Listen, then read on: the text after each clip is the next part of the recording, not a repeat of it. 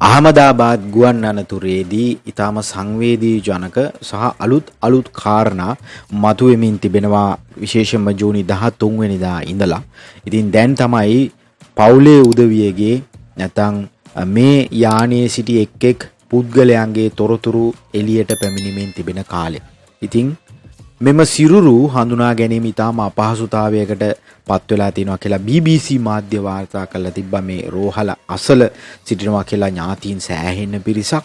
ඉතින් සමහර DNA සිදු කරනවා කියලා සඳහන් කරලා තියෙනවා. ඇත්තටම මේ සිරුරු හඳුනා ගැනීම අපහසුතාවයකට පත් වෙලා තියෙනවා පිළිස්සීම නිසා. ඉතින් කොහොමරි මෙවැනි තත්ත්වයන් මත විවිධ කරුණු කාරණා ඉන්දිය මාධ්‍ය සමාජ මාධ්‍ය මේ වන විට පළ කරමින් තිබෙනවා. ඒ අනුව අපටත් ඒ ප්‍රවෘත්ති නැත්නම් ඒ තොරතුරු උපුටා ගැනීමට හැකියාව ලැබිලා තිනවා. ඇත්තටම ගොඩක්ම කාරණා ඊටාම සංවේදී කාරණා බවට පත් වෙලා තියෙනවා.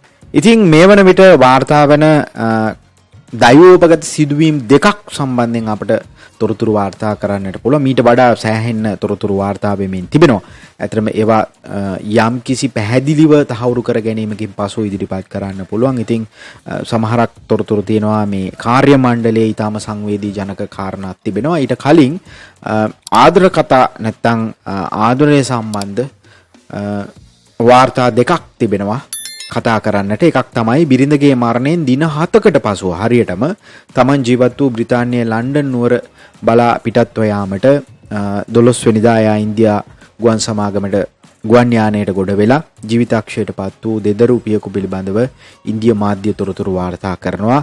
මේ පුද්ගලයා වන්නේ අර්ජුන් පටෝලියා කියන පුද්ගලයා නැත්නම් තරුණෙක් කියලා කියන්නට පුළුවන්. ඉතින් සතියකට පමණ පෙර පටෝලියාගේ ආදරණීය බිරිඳ ජීවිතාක්ෂයට පත්ව තිබෙන බව තමයි සඳහන් වන්නේ. ඇත්තටම තමන්ගේ ආදරණීය බිරිඳ ජීවිතාක්ෂයට පත් වෙලා හරියටම සතියයි කියලා සඳහන් වන්නේ. ඉතින් ඇයගේ අවසාන ඉල්ලීම වෙලා තියෙන්නේ ඇයගේ භස්මාවශේෂ ඇය උපන් බිම වෙන ගුජරාටේ අමේලි දිස්ත්‍රික්කයේ තැන්පත් කරන්න කියලා මිය යාමට පෙර ඔහුගෙන් ඉල්ලීමක් කරලා තියෙනවා. ඉතින් ඒ ඉල්ලීම ඉෂ්ට කිරීමට තමයි ඔහු ඉන්දියාව බලා ඇවිල්ලා තියෙන්නේ. ඉතින් සතියක වගේ කාලයක් කියලා කියවෙනවා. ඉතින් එම ඉල්ලීම ඉටු කිරීම සඳහා ගුජරාටයට ගොස් සිටි මෙම දෙදරු පියා. ඉතින් දරුවන් දෙදෙනෙක් සිටිනවා. අර්ජුන් පටෝලියා ආදරණීය බිරිඳගේ ඥාතීන් හා එක්ව බිරිඳගේ භස්මාවශේෂ තැන්පත් කර දින කිහිපයකට පසු යලිත් තම දරුවන් දෙදෙනා සමග එක්වීමට තමයි ලන්ඩනය බලා මේ ගුවන් යානයට නැගලා තියෙන්නේ. ඉතින් දරුවන් දෙදෙනා ලන්ඩනයේ බිරිඳ දින 7කට විතර කලින් කියලා තමයි තොරතුරු වාර්තා වන්නේ. දින ප්‍රමාණය එහෙ මෙහෙ වන්නට පුළුවන් සමහරක් වෙලාවට මේ වාර්තා අනු කොහොම වුණත් ඊටාම කෙටි කාලයක් ඇතුළත තමයි මේ අවාසනාවන්ත සිදුවීම සිද්ධ වෙලා තියෙන්නේ. එතකොට ඇයගේ භස්මාවශේෂ අරගෙන ඇවිල්ලා තැම්පත් කරලා ආපසු දරුවන් දෙදෙනා වෙත යනින් ගමන් තමයි මේ අවාසනාවන්ත සිදුවීම සිද්ධ වෙලා තියෙන්නේ. ඉතින් ඒ අනුව අර්ජුන් පටෝලියාට සිය ගමනාන්තය බලා යාමට යන්නට බැරි වුණා. ඉතින් බෝයින් 787 ඩ්‍රීම්ලයිනර් යානය කඩා වැටුණා. අපි කවුරුත් ඒක දන්නවා. ඉතින් මගින් 242කකින් ඒ කියන්නේ කාර්ය මණ්ඩලයත් එක්කම 242කකින් අරුම පුදුම නැත්නම් ගුවන් අනතුරු ඉතිහාසයේ දිවි බේරාගත්ත අරුම පුදුම පුද්ගලයා හැර අනිකුත් සියලුම දෙනා ජීවිතාක්ෂයට පත් වුණා. ඉතින් ඊටාම දෛවෝපගත සිදුවීමක්. තමන්ගේ බිරිඳගේ දිවි අහිමි වුණාට පස්සේ ඇගේ අවසන් කැමැත්ත ඉෂ්ට කරන්න ඉන්දියාවට ආවට පස්සේ ගුජරාටයට ආවට පස්සේ ඉතින් ඔහු නැවත ඔවුන්ගේ දරුවන් කරා යා ගන්නට බැරි වෙලා තියෙනවා. ඉතින් දරුවන්ට කුමක් වේවිද කියන එක ඇත්තටම හිස්තනක් සහ ප්‍රශ්නාර්ථයක් බවට පත් වෙනවා. ඉතින් ඔය සම්බන්ධයෙන් අපිට තොරතුරු වාර්තා වෙන්නේ නැහෙනේ. පසුව නැත්නම් මාධ්‍යයෙන් කියවෙන්නේ නැහෙනේ මොනවාද උනේ කියලා. ඉතින් ඒ වගේ දෛවෝපගත සිදුවීම් සහ ජීවිත කතා අනාගතයට ඉතිරි කරමින් තමයි මේ සිදුවීම සිද්ධ වෙලා තියෙන්නේ. ඉතින් ඒ දරුවන් දෙදෙනාට දැන් කාගේ හවුහරණක්ද කියන එක තමයි එක අතකට අපට පෙනෙන්නට තිබෙන්නේ. ඉතින් ඒ කතා කවදා කියවේවිද, ඒ කතා කවදා එළියට එවේවිද කියන එක අපි දන්නේ නැහැ. ඉතින් ඒක එක කාරණයක්. තව කාරණයක් සඳහන් වෙනවා තමන්ගේ විවාහයෙන් දින දෙකකට පසුව ලන්ඩන් බලා ගමන්ගත් තරුණයෙක්ද මෙම ගුවන් අනතුරෙන් ජීවිතාක්ෂයට පත් වෙලා තියෙනවා කියලා ඉන්දිය මාධ්‍ය වාර්තා කළා තියෙනවා. 26 හැවිරිදි වියේ පසු භාවික් මහේශ්වර් නැමැති මෙම තරුණයා අනතුර සිදුවීමට දින දෙකකට කලින් තමයිලු විවාහ වෙලා තියෙන්නේ. යලි ඔහු සේවය කරන ස්ථානයට යාම සඳහා නැත්නම් ලන්ඩනයේ ඔහුගේ රැකියාව සඳහා යාමට හදිස්සියේ ඔහුට සිදු වෙලා තියෙනවා. ඒකත් දෛවෝපගත සිදුවීමක්. ඉතින් විවාහයට දින දෙකයි සාමාන්‍යයෙන් දින දෙකෙන් නැවත රැකියාවට යයි කියලා අපිට විශ්වාස කරන්න බෑ. නමුත් හදිස්සියේ ඔහුගේ යම්කිසි රාජකාරී කටයුත්තකට ලන්ඩනයට යාමට සිද්ධ වෙලා තියෙනවා. මේ හදිස්සියේ නැගපු ගුවන් යානය කියන එක තමයි පේන්න තියෙන්නේ.